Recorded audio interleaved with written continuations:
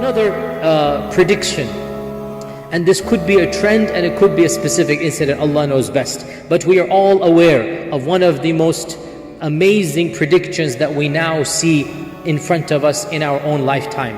And that is the prediction that in the Arabian Peninsula there shall be higher and higher buildings. In the Arabian Peninsula there shall be skyscrapers. And this is something that, again, who could have ever imagined? We need to understand, when Islam came to Arabia, the Arabian people were of the most backward in the world. They did not even have government. They were tribal. You know, the basic sign of civilization is government. They didn't have a government. They didn't have a codified language. They did not have a script. The script was developed after Islam. There was not a single library in all of Arabia. There was no 3-story structure, didn't exist. The max you could do 2 stories, very small. They couldn't build tall buildings.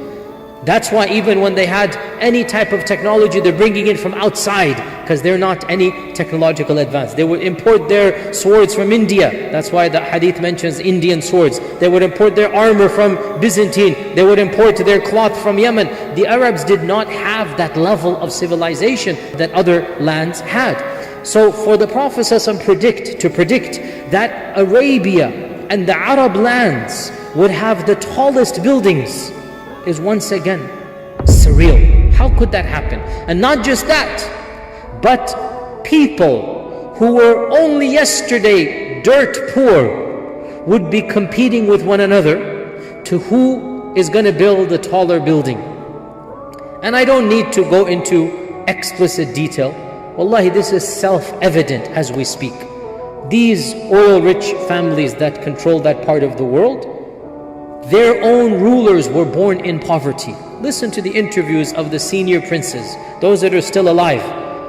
They tell us, look at their YouTube videos, when their own fathers came to power, and back in the 20s and 30s, they weren't rich, there wasn't oil back then. These same princes mentioned they didn't have running water. They didn't have shoes and slippers. They would run around in the sand. And what did our Prophet ﷺ say? You will find barefoot shepherds. Their ancestors were shepherds. They were barefoot. And now that they are the multi-billionaires, what do? What is their pastime? What is their hobby?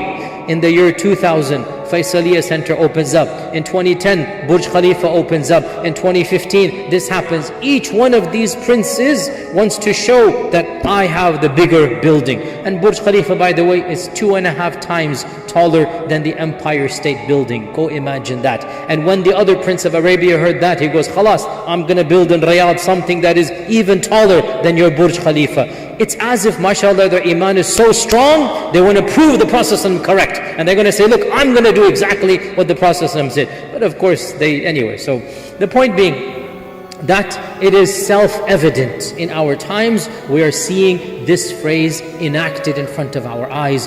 Who could have ever imagined? Who could have ever imagined? 3 or 4, or I forgot now, 5 they keep on changing, of the tallest 10 buildings in the world are in that region. Go figure. And who did them? Shepherds that were born barefoot, poor. And each one is competing with the other to see who is going to build the taller building. So these are all specific incidents that have been predicted by our Prophet sallallahu alaihi wasallam.